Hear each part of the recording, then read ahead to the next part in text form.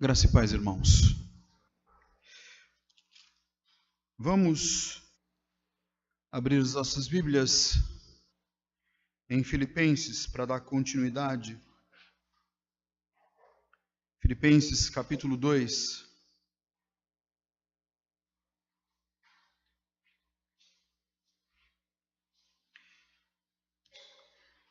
Na semana passada, irmãos, nós falamos do 1 ao 4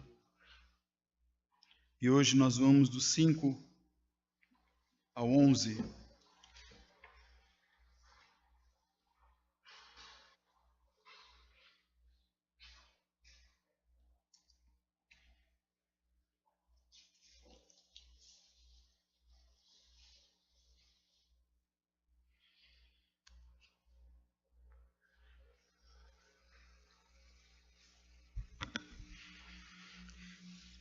Amém? Todos abriram? Diz assim a palavra do nosso Deus: Tende em vós o mesmo sentimento que houve também em Cristo Jesus, pois ele, subsistindo em forma de Deus, não julgou como usurpação o ser igual a Deus. Antes, a si mesmo se esvaziou, assumindo a forma de servo, tornando-se em semelhança de homens e reconhecido em figura humana. A si mesmo se humilhou, tornando-se obediente até a morte e morte de cruz, pelo que também Deus o exaltou sobremaneira e lhe deu o nome que está acima de todo nome, para que o nome de Jesus se dobre todo o joelho, nos céus, na terra e debaixo da terra, e toda língua confesse que Jesus Cristo é o Senhor, para a glória de Deus Pai. Vamos orar? Fique com a sua Bíblia aberta. Senhor nosso Deus, nosso bendito e poderoso Pai, nós louvamos o Teu nome, Senhor, e Te agradecemos pelas nossas vidas, Te agradecemos pela salvação que nós temos na pessoa de Cristo Jesus. Obrigado, Deus, porque aprouve ao Senhor nos salvar pela loucura da salvação, pela loucura da pregação e a pregação do Evangelho, Senhor. Te louvamos porque Tua justiça, ela foi transferida para nós e nós não tínhamos nada em nós mesmos. Ajuda-nos, Senhor, esta noite a entender a Tua palavra e, sobretudo, Deus, não ficar somente no nosso entendimento, mas que possamos ser operosos praticantes. Abençoe a Tua igreja. O Senhor conhece a todos que aqui estão e sabe, Deus, do mais profundo do coração de cada um aqui. O Senhor sonda, esquadrinhas. Então, que o Senhor esteja nos comunicando graça pela Tua palavra. Que o Senhor cresça e que possamos diminuir em nome de Jesus. Amém. Irmãos, na semana passada, nós pregamos em Filipenses 2, de 1 a 4, meus queridos. E naquela oportunidade, eu falei que o apóstolo Paulo, de 1 a 4, ele está trazendo o padrão de vida cristã que os filipenses teriam que ter. E para isso ele está exortando aqueles irmãos à humildade. A cidade de Filipos era uma cidade que foi fundada pelo rei Filipe da Macedônia, pai de Alexandre o Grande. Era uma colônia de Roma. Se falava ali o latim, muitos falavam latim, e havia um orgulho muito grande. Por quê? Porque era uma colônia de Roma, e ali eles eram cidadãos romanos. Eles obedeceram muito bem aquilo que nós conhecemos como Pax Romana. Ou seja, quando Roma chegava em um determinado local para assim ali dominar, então eles chegavam com esta proposta da Pax Romana. Olha, nós estamos aqui, vocês não resistindo, vocês poderão ficar com a cultura de vocês, vocês poderão ficar com a religião de vocês, vocês poderão ficar, por assim dizer, com a língua de vocês poderão, na realidade, ficar sem nenhum tipo de temor, desde que vocês se submetam realmente ao governo de Roma. Assim aconteceu também em todo Israel, toda a Judéia, toda Jerusalém, toda Samaria, desde que não houvesse nenhum tipo de resistência. Diferentemente em Filipos, que foi a primeira igreja fundada ali na Europa, pelo apóstolo Paulo, na sua segunda viagem missionária, Filipos era um protótipo de Roma. E como eu disse, eles se orgulhavam. Eles então ali, por assim dizer, eles inclusive vestiam roupas romanas, eles viviam a partir da política econômica de Roma, eles até mesmo se diziam assim romanos, né? E não filipenses, mas até mesmo romanos. Eles se consideravam até com dupla cidadania, e era uma cidade orgulhosa, né? Orgulhosa por fazer parte deste status quo, né, romano. E ali o apóstolo Paulo funda aquela igreja, irmãos, famílias importantes são convertidas ali, como a de Lídia e do carcereiro. Aparentemente era uma igreja light, e diferentemente da igreja de Corinto, que era uma igreja muito complicada, muito infantil. Entretanto, onde há ajuntamento de pessoas, sempre tem as suas questões, sempre tem aquilo que eu chamo de broncas, meus irmãos. Então o apóstolo Paulo, ele vai ver que ali tem problemas também de relacionamento. É tanto que no capítulo 4 ele vai chamar a atenção de duas irmãs, chamadas Evódia e Síntique, para que elas pensem concordemente no Senhor. Então, o apóstolo Paulo, aqui no capítulo 2, ele vai exortar aqueles irmãos para que tenham uma vida de humildade, para que tenham uma vida de unidade e também para que tenham uma vida de solicitude, que nós falamos na semana passada.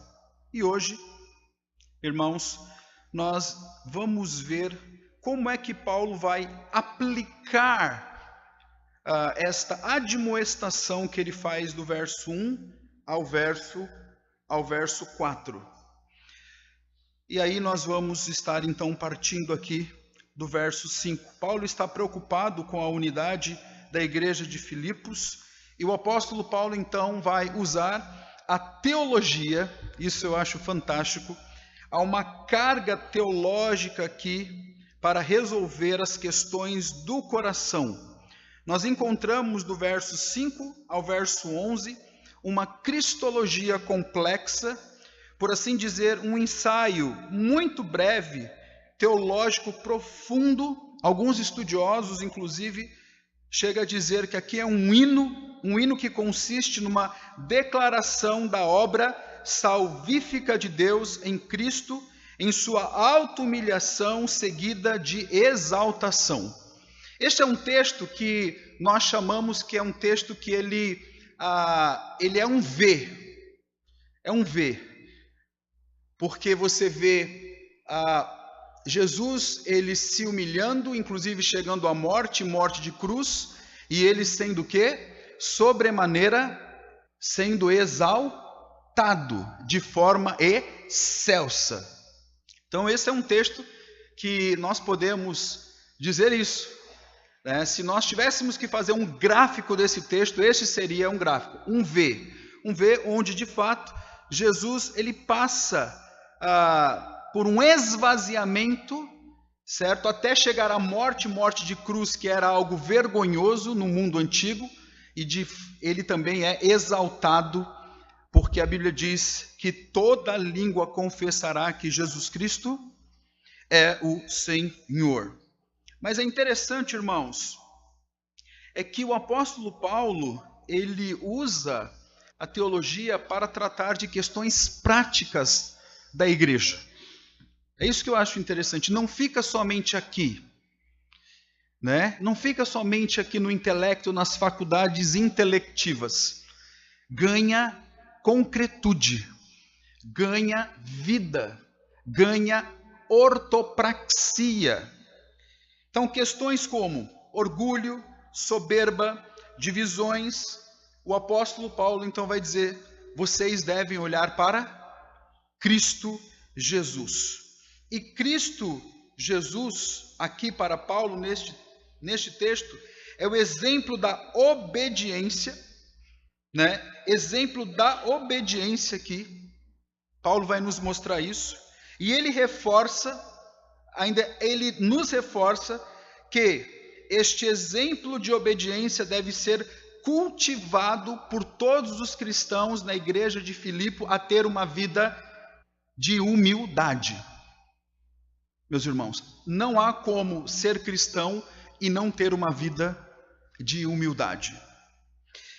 Então vamos lá, verso 5. Podemos ver aqui uma disposição sacrificial. Por favor, olhe aí para o verso 5. Eu estou morrendo de calor aqui em cima, mas é assim mesmo. Tendo em vós o mesmo sentimento que houve também em Cristo Jesus. Deveria ser traduzido, não precisa ligar, não. Aqui, a melhor tradução, não precisa ligar, não, porque senão, a melhor tradução, irmãos, não é que tem de vós o mesmo sentimento que houve também em Cristo Jesus. Para ficar mais claro, nós poderíamos traduzir assim: tende continuamente em vosso interior uma disposição mental igual a Cristo Jesus. Essa palavra aqui, sentimento, no grego é a palavra phroneo. E na realidade, ela nos remete para uma disposição mental. Irmãos, há pessoas que obedecem por obrigação. Há muitas pessoas que obedecem os pais, obedecem, instituições, obedecem o patrão por obrigação e não por uma disposição mental de voluntariedade. E Paulo, ele está falando aqui dos versos 1 ao 4, que nós vimos na semana passada, sobre unidade, humildade e solicitude. Tudo aquilo que nós encontramos em nosso Senhor Cristo Jesus. Por quê, irmãos? Porque nós encontramos na Trindade Santíssima unidade, porque nós encontramos em Cristo Jesus humildade, e nós encontramos também na Trindade Santíssima solicitude. Porque senão, observem, no verso 4, não tenha cada um em vista o que é propriamente seu, senão também cada qual o que é dos outros. Então, quando o apóstolo Paulo diz assim, tendo em vós o mesmo sentimento que houve também em Cristo, Paulo está dizendo assim, olha, assim como Cristo teve uma disposição mental, assim como Cristo ele obedeceu, assim como Cristo ele se humilhou, assim como Cristo se esvaziou, que ele vai falar isso a partir do verso 6, vocês devem ter o mesmo sentimento, a mesma disposição que Cristo Jesus teve. E aqui é uma disposição de sacrifício. Uma outra coisa, não há como ser cristão sem que você tenha uma vida de sacrifício. Não há como você ser cristão sem que você tenha uma vida que não seja uma vida de sacrifício. Então, irmãos, o apóstolo Paulo, aqui no verso 5, ele inicia mostrando o exemplo da obediência máxima que é Cristo Jesus.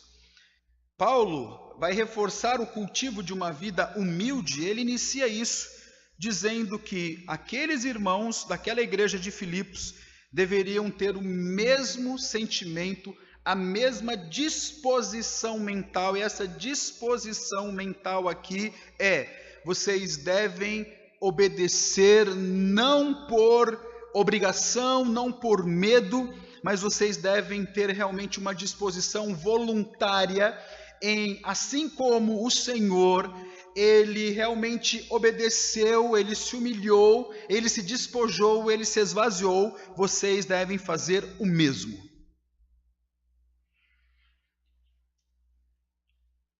Pois, verso 6, irmãos, pois ele, subsistindo em forma de Deus, não julgou como usurpação o ser igual a Deus.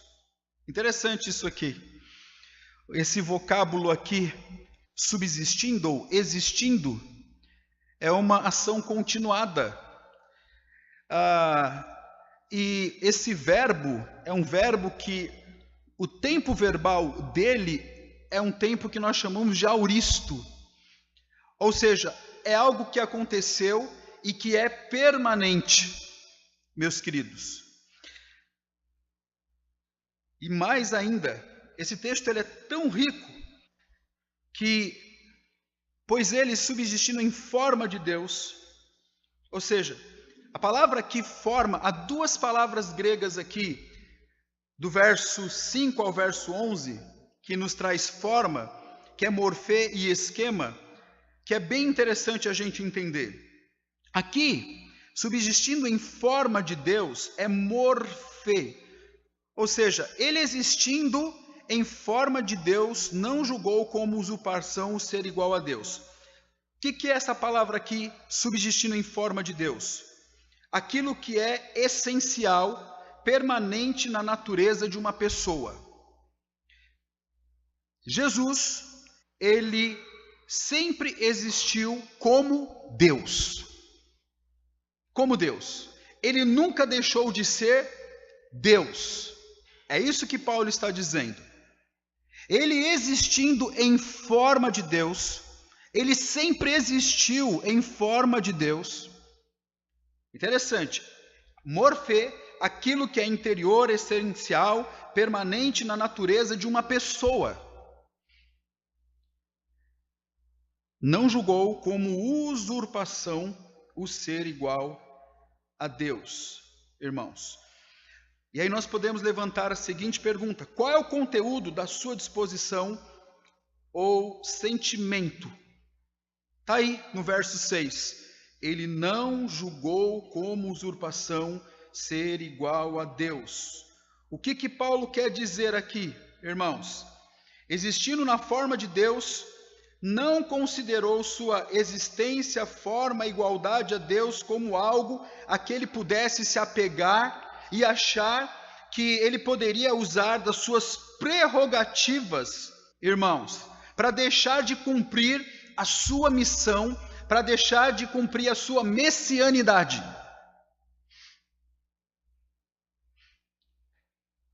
Jesus, ele vai renunciar, por exemplo, a sua condição favorável em relação à lei de Deus. Quando ele está ainda na glória nos céus com o Pai e com o Espírito, ele não está debaixo da lei, ele não está sob a lei. Mas quando ele se encarna, quando ele se faz carne como eu e você, então ele está agora debaixo da lei. Ele renunciou sua condição favorável da lei de Deus. Entenda bem isso. Ele renunciou à sua condição favorável, ou seja, todos os homens viventes, todos os moradores da terra estão debaixo da lei de Deus. Aqueles que conhecem os oráculos de Deus e aqueles que não conhecem os oráculos de Deus, porque até mesmo aqueles que nunca ouviram falar de Cristo Jesus ou nunca tiveram oportunidade de ouvir ou de ler as Escrituras Sagradas, também tem uma lei que Deus colocou no coração. Mas quando Jesus ele desce da sua glória e se encarna, então ele está renunciando à sua condição favorável no que diz respeito à lei de Deus. Jesus também vai renunciar à sua riqueza, porque a Bíblia diz que ele se fez pobre para trazer as riquezas de Deus para nós. Está lá em 2 Coríntios 8, versículo 7. As Escrituras Sagradas também vai nos dizer que ele deixou a sua glória celeste. É tanto que na sua oração sacerdotal ele ora e diz o quê? Pai, glorifica-me com a glória que eu tinha quando estava contigo. Jesus também renunciou à sua livre, ou seu livre exercício de autoridade. Ele chegou a dizer que a comida e a bebida dele não era a sua vontade, mas a vontade do Pai. Então, irmãos, pois ele, existindo em forma de Deus, morfê aqui, ou seja, Jesus continuou sendo Deus, ele nunca poderia ter deixado de ser Deus. Jesus é Deus eternamente. Mas mesmo assim, ele não julgou como usurpação o ser igual a Deus, meus irmãos.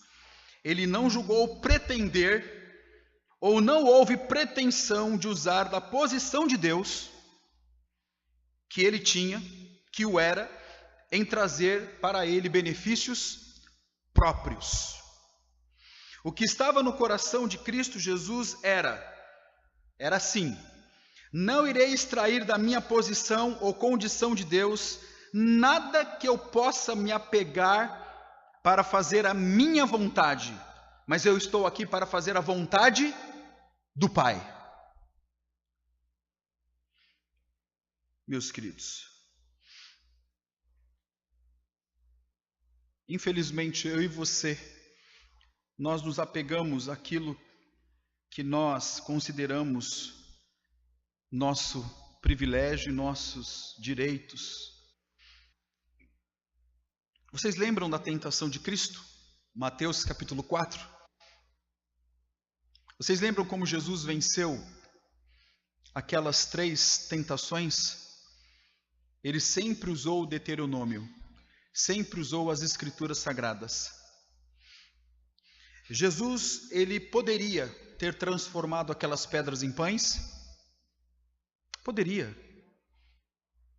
Se tu és o Filho de Deus, transforma essas pedras em pães. Ele poderia. Depois, pula aí do pináculo. O diabo, conhecedor das Escrituras, suprime uma parte do salmo que ele faz alusão ali. Aos teus anjos dará ordem a teu respeito, para que te guarde de todo o mau caminho. O diabo conhece as Escrituras. O problema, nós, crentes, filhos de Deus, é que deveríamos conhecer muito mais do que ele. Mas Jesus ali, ele não pula do pináculo. O que ele responde? Não tentarás o Senhor, teu Deus. Ele está cumprindo isso aqui, o que Paulo está dizendo. Mesmo ele existindo em forma de Deus, ele não julgou como usurpação ser igual a Deus, porque ele tinha uma missão, ele tinha funções messiânicas a cumprir. E por fim, na última tentação, se dobre a mim, eu te darei todos estes reinos. E ele não se dobra. Arreda-te daqui, Satanás, porque eu só vou me prostrar e adorar ao meu Pai.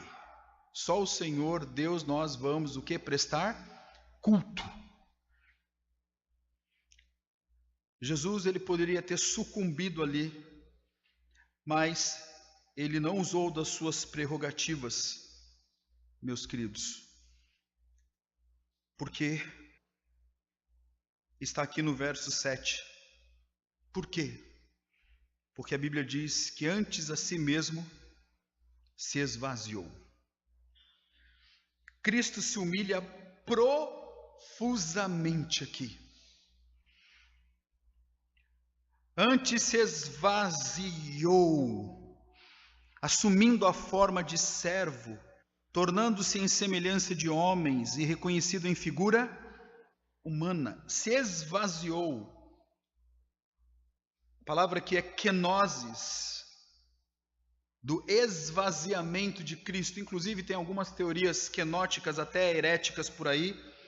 A gente tem heresia para tudo que é lado, né? A Bíblia é realmente a mãe das heresias.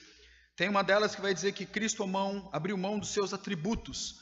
Uma leitura equivocada, uma hermenêutica equivocada aqui desse texto vai dizer que na realidade Jesus, quando ele assume uma forma de servo em semelhança de homem, em figura humana, ele está então abrindo mão dos seus atributos até quando ele fosse ressuscitado, glorificado, enfim, estivesse com o Pai. Mas isso é um absurdo. Por exemplo, eles vão dizer que Jesus abriu mão da sua onipresença, da sua onisciência. Jesus encarnado não poderia estar em todos os lugares ao mesmo tempo. E da sua onisciência, porque ele não sabia o dia que ele iria voltar. Na realidade, irmãos, isto é uma heresia. Primeiro porque o texto não fala de atributos. O texto fala de um despojar de privilégios e prerrogativas, de um esvaziamento da sua glória. Meus irmãos, o texto fala sobre isso. Paulo está dizendo assim para aqueles irmãos da igreja de Filipos: vocês não querem se esvaziar? Vocês não querem se despojar? Vocês não querem ter uma vida humilde? Vocês não querem ter uma vida de unidade? Vocês não querem ter uma vida de solicitude? Então eu mostro para vocês aquele que é Deus e agiu destas formas aqui, destas maneiras aqui. Ele é o exemplo de obediência sacrificial. Interessante, irmãos. Eu conheci um missionário, conheço um missionário amigo meu. Ele está hoje na Nova Zelândia e no Nepal. E certa feita eu ouvi algo dele assim que até me chamou a atenção, me fez pensar. Tem algumas coisas que a gente ouve, né, e que faz a gente ter uma reflexão, ficar até absorto nos pensamentos. Ele disse: olha, eu fui chamado para servir a Deus. E onde eu tombar, eu quero que eu seja enterrado, que eu seja sepultado ali. Porque todo o universo é do meu Senhor. Porque nós temos uma cultura de querer ser sepultado o quê? Na nossa terra, onde nós nascemos. Talvez onde os nossos pais têm algum jazigo. Né? Nós temos bem essa cultura, né? E quando eu ouvi isso dele, ele é um homem de Deus. O nome dele se chama Reverendo João Petrecelli. É um homem bastante conhecido na IPB. Mas quando eu ouvi isso, eu vi um homem se despojando. Porque ele diz: eu, na realidade, fui chamado para servir ao meu Senhor. Onde eu tombar, lá eu já falei para minha esposa Tânia, lá ela pode mandar me sepultar. Porque lá o meu Senhor também é o Senhor daquela terra. Porque Ele é o Senhor do universo. Agora, queridos, Jesus ele se esvazia. E quando ele se esvazia, ele assume a forma de servo. Palavra que... Agora, esta palavra que forma já não é a mesma palavra que está no verso 6. A palavra do verso 6 é morfê. Como eu disse, aquilo que é essencial, permanente. Tá? A palavra morfê, essencial, permanente de uma pessoa. Cristo sempre foi Deus e sempre será Deus. Mas a palavra aqui do verso 7, assumindo a forma de servo, a palavra aqui já não é mais morfê, é esquema, meus queridos. Palavra esquema, que nos traz a ideia que significa algo que é transitório. É uma condição que a pessoa tem hoje e que amanhã não tem. Morfê, verso 6, esquema, verso 7. Assumindo a forma de servo, Jesus assumiu a forma de doulos, a palavra aqui, de escravo. E o escravo no mundo antigo era aquele que não era escravo pela sua cor, mas por questões, por exemplo, se você estava devendo a alguém e não conseguisse pagar a sua dívida, então você poderia se tornar escravo daquela pessoa. Você era privado dos seus direitos.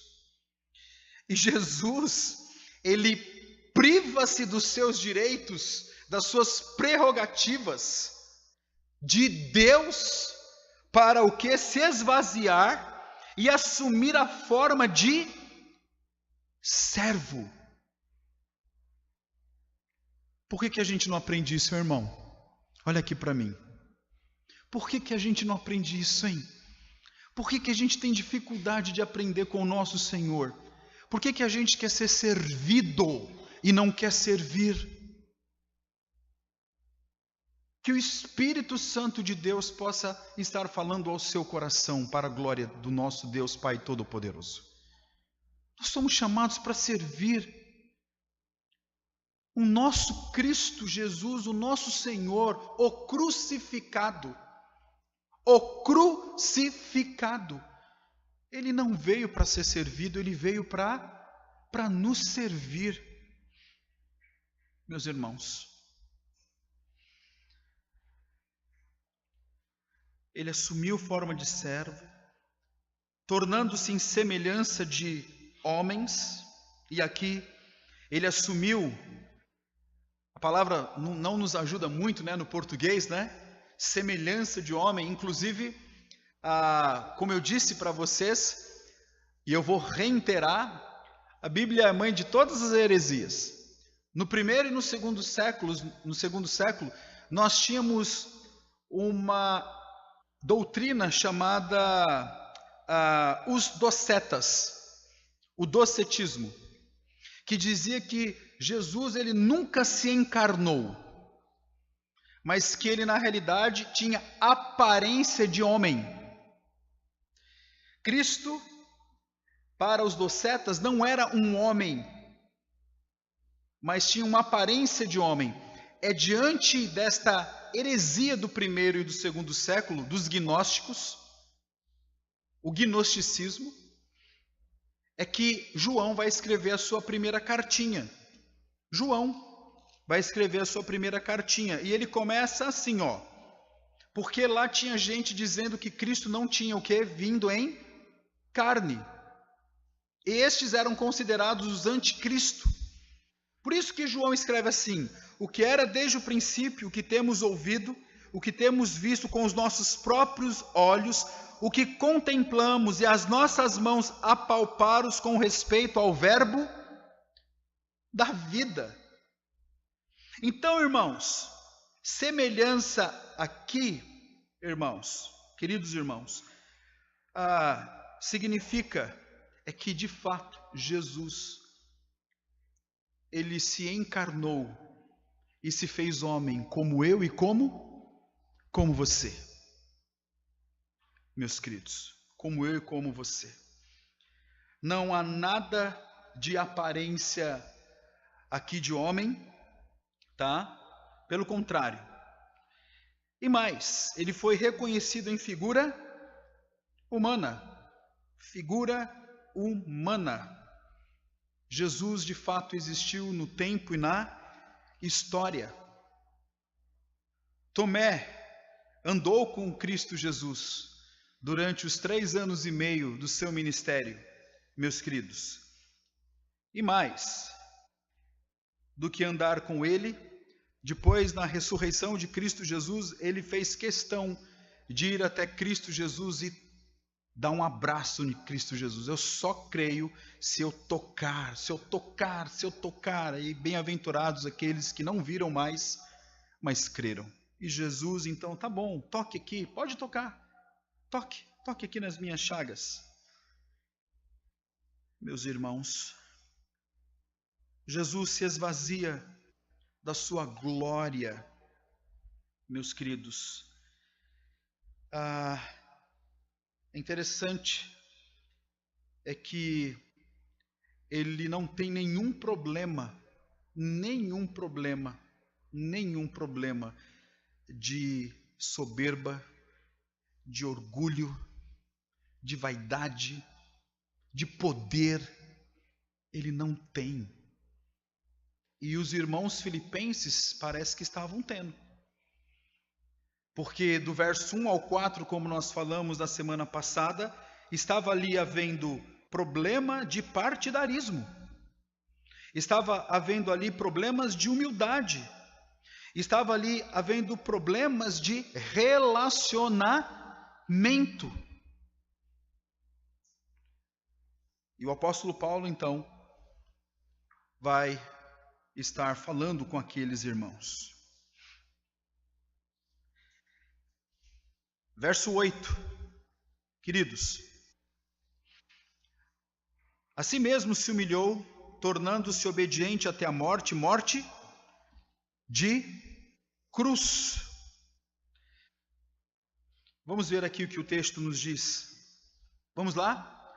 Preste atenção aqui. Primeiro ele se esvazia. Vamos pensar naquele gráfico, no V. Primeiro ele se esvazia.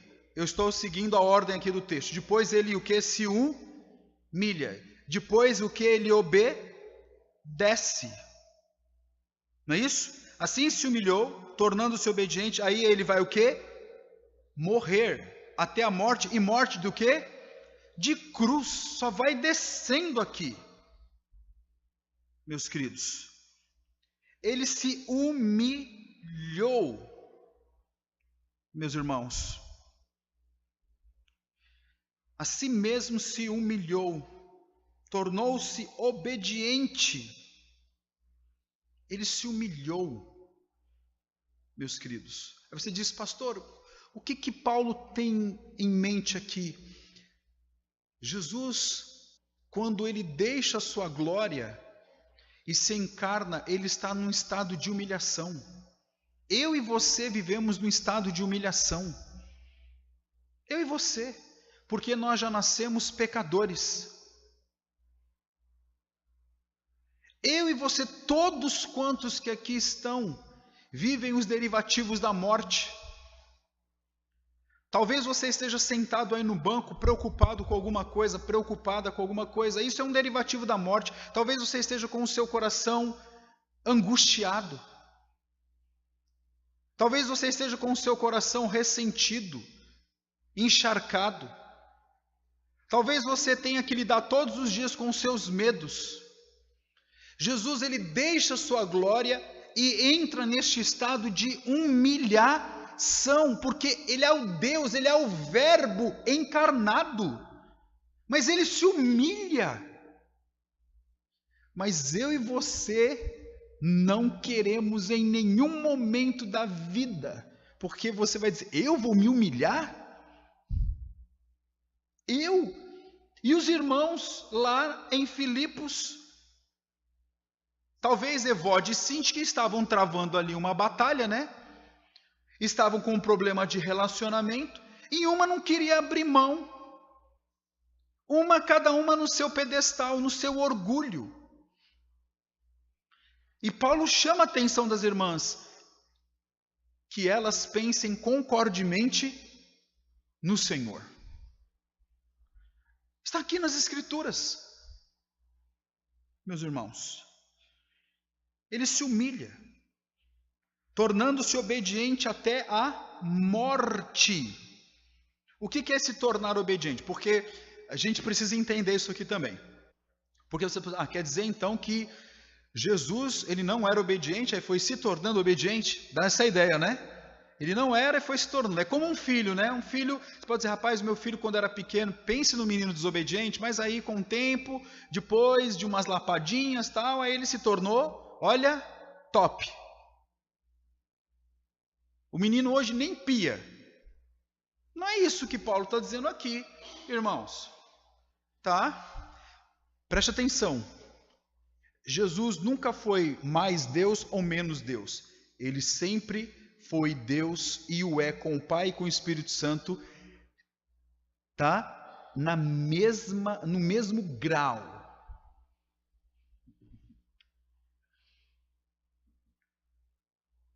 Se eu posso colocar essa palavra, se eu posso imprimir essa palavra grau para o Senhor. Mas ele nunca foi mais Deus ou menos Deus. Assim como eu já disse aqui no púlpito, que Deus em Cristo Jesus, ele nunca vai me amar mais ou menos, porque ele me amou em Cristo Jesus. Deus me ama na pessoa de Cristo, na justiça de Cristo, na obra de Cristo, no sacrifício de Cristo, queridos irmãos. Agora, esse tornando-se aqui, Cristo ele foi cumprindo a sua messianidade. Queridos, não em grau, aqui eu posso aplicar, não em grau, não assim, agora eu estou mais santo do que ontem, eu estou mais obediente do que ontem, mas ele tinha funções messiânicas na sua messianidade, e o último grau desta função era morrer em nosso lugar. Era morrer no meu lugar e no seu lugar. Meus irmãos.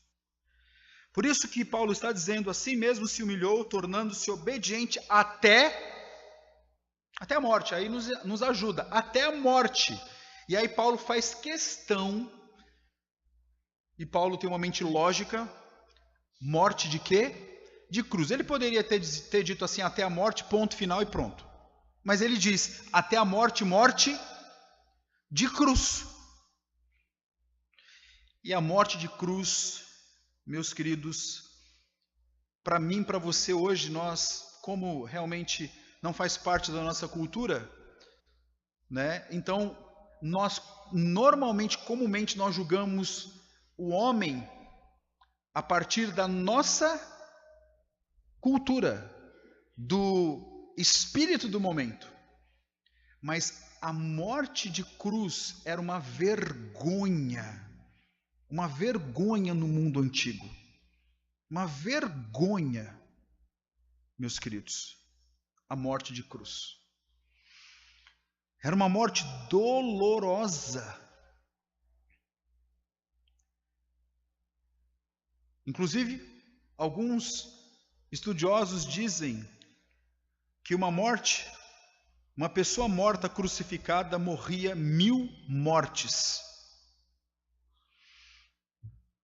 A morte de cruz era uma morte ultrajante. Ultrajante. Meus irmãos, ultrajante. E era maldita. Era uma morte maldita. Jesus, lá na cruz, chega a dizer assim, Deus meu, por que me desamparaste? Interessante, eu falei isso hoje aqui na escola dominical sobre isso, irmãos. Nós, pelo menos eu, e acho que os irmãos também, Jesus nunca desceu ao inferno, literalmente. Literalmente. Só que abri uma aspas e depois eu fecho ela, porque isso não faz parte do texto. Mas naquele momento, quando Jesus diz, Deus meu, por que me desamparaste? Foi o único momento do ministério de Jesus, da missão de Jesus, que ele foi desamparado pelo Pai. E naquele momento, a ira de Deus recai sobre Cristo Jesus. E naquele momento, Cristo Jesus, ele sente um inferno, porque ele está levando sobre ele todos os nossos pecados. Ele está remindo todos os nossos pecados. Mas depois, ele vai ouvir, o Pai vai ouvir do Filho, está consumado. Testelestai, está consumado. Mas Jesus foi para esta morte dolorosa, que a pessoa morria 1000 vezes, para esta morte ultrajante, que a pessoa tinha que carregar a sua cruz enquanto estava sendo escarnecido, e você sabe muito bem que ele já tinha levado uma surra ali, uma super surra, que ele não teve condições de levar até o Gólgota, e aquela cruz que era maldita, irmãos. Mas Jesus estava ali. Meus queridos, esta é a morte, e morte de cruz. E por que Paulo coloca isso? Porque nós não queremos sentir nenhuma dor. Nós não queremos sentir nenhum sacrifício. Nada. E Paulo está mostrando isso para aquela igreja. Olha isso aqui, olha o que Cristo Jesus fez. E Cristo Jesus fez.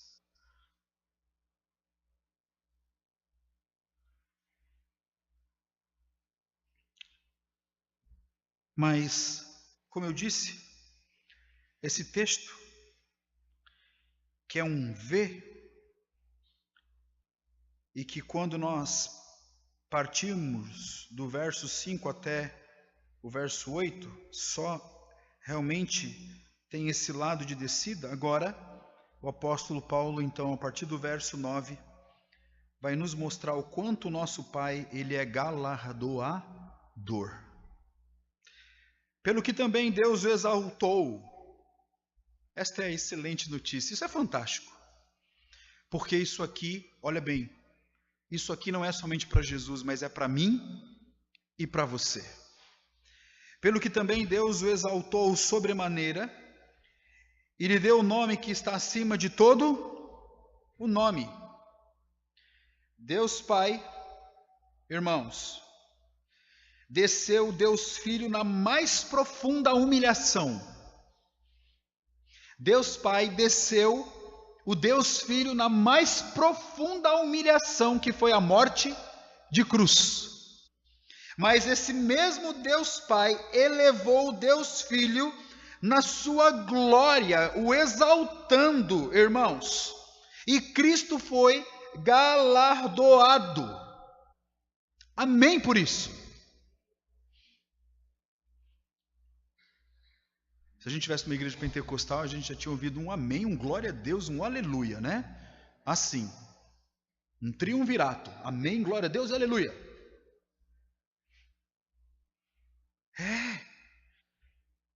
Porque ele exaltou ele deu um nome que está acima de todo nome. Aí a gente vai observar, eu gostaria que os irmãos prestassem atenção, que a palavra que nome aparece no verso 9, e no verso 10, para que ao nome de Jesus se dobre todo o joelho, nos céus, na terra e debaixo da terra. Está vendo aí? Nome, tá? 3 vezes aparece. 3 vezes a palavra nome aparece aqui nos versos 9 e 10. E nós sabemos muito bem que nome não era uma conveniência social ou algo que distinguia um indivíduo do outro no mundo antigo ou no mundo semita. No mundo semita judaico, o nome era algo intimamente associado à pessoa que o possuía. Expressava o caráter, a reputação, a dignidade, a obra, o poder da pessoa, ou seja, quem era ela. Christos. Cristo Jesus. E é interessante, é que no verso 11 é realmente assim a cereja do bolo, porque ele diz: e toda língua confessará que Jesus Cristo é o quê? É o Senhor, para a glória de Deus Pai. A palavra aqui, que Jesus Cristo é o Senhor, essa palavra Senhor é Kyrios. Kyrios, irmãos, no mundo antigo, nós sabemos muito bem que nós não tínhamos a ideia de cidades-estados como nós temos hoje, na realidade da nacionalidade e de nações que nós temos hoje. Nós tínhamos povos, e normalmente esses povos eles tinham um tirano, um déspota, que ele era considerado o Senhor, inclusive filho dos deuses, em algumas culturas. E eles eram chamados de Kyrios, o Senhor, onde todos se dobravam. Nabucodonosor manda construir uma estátua e todos têm que se dobrar diante desta estátua. Nós sabemos que quem não dobrou o joelho foi Sadraque, Mesaque e Abidnego. Porque nós devemos dobrar somente o nosso coração e o nosso joelho a quem? Ao nosso Senhor. Mas também em atitudes, irmãos. Em atitudes, irmãos.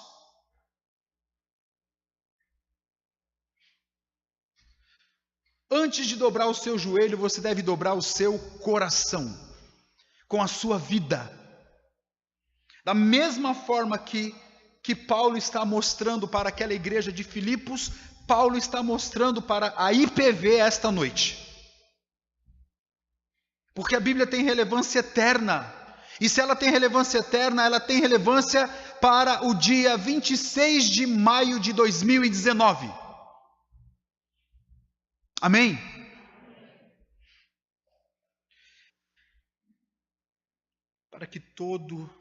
Para que ao nome de Jesus se dobre todo o joelho. Olha aqui que o Paulo diz: nos céus, na terra e debaixo da terra.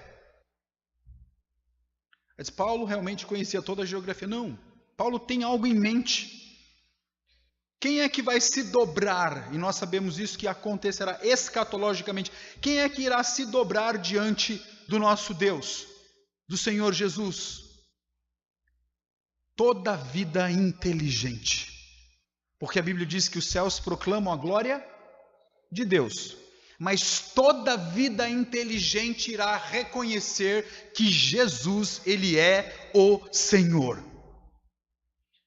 Ele diz: nos céus, pastor, claro. Quando Jesus voltar, queridos, os anjos, os arcanjos, todos vão dizer que Jesus é o Senhor. Na terra, aqueles que estarão aqui vivos, porque quem vai ser transformado primeiro é aqueles que irão ressuscitar. Mas quem estiver aqui também vai dizer que Jesus Cristo é o Senhor. Aqueles que também ressuscitarem, também dirão que Jesus Cristo Ele é o Senhor. E também até os demônios e toda a corja de Satanás terá que dizer que Cristo, Ele é o Senhor, porque Ele de fato é o Kyrios, é o Rei dos Reis, o Senhor dos Senhores. E que este Deus, que é o Rei dos Reis, o Senhor dos Senhores, de fato possa fazer diferença na minha vida e na sua vida todo dia. Todo dia. Em nome de Jesus. Isso é o que eu desejo para esta igreja. Todo dia.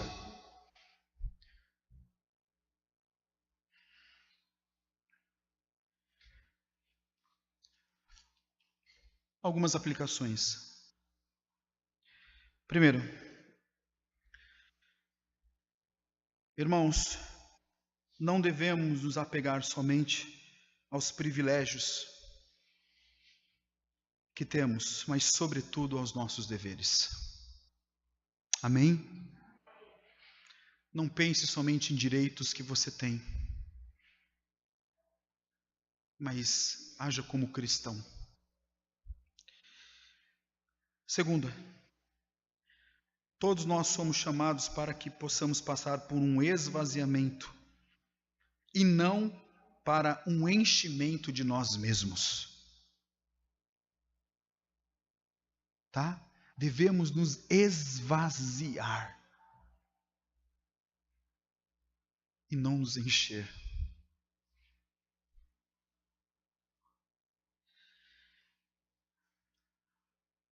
Terceira aplicação. Assim como Cristo, ele obedeceu ao Deus Pai ministerialmente e na sua caminhada, e ele obedeceu até o fim, que eu e você possamos também obedecer o nosso Deus enquanto vivermos aqui. Amém? E por fim, nós seremos galardoados. Receberemos, irmãos, a recompensa do nosso Deus. Jesus foi exaltado e Ele é o nosso irmão, co-irmão. E um dia também nós seremos transformados e estaremos com o nosso Deus. Eu não sei quantos anos você vai viver, eu não sei quantos anos eu vou viver. Mas mesmo que você viva 100 anos, estes 100 anos não são nada, absolutamente nada diante da eternidade. Meus irmãos, por isso, vou terminar, que você pense as coisas lá do alto e que você possa praticar as coisas lá do alto. Que você possa, meu irmão, minha irmã, seguir aqui o exemplo que o apóstolo Paulo apresentou para Filipos e apresenta para a Igreja Presbiteriana de Vinhais. O nosso exemplo máximo de humildade, de obediência, é Cristo Jesus, nosso Senhor. Ele, somente Ele, obedeça em Cristo, em Cristo, em Cristo. Amém. Vamos orar? Gostaria que você pudesse baixar a sua cabeça.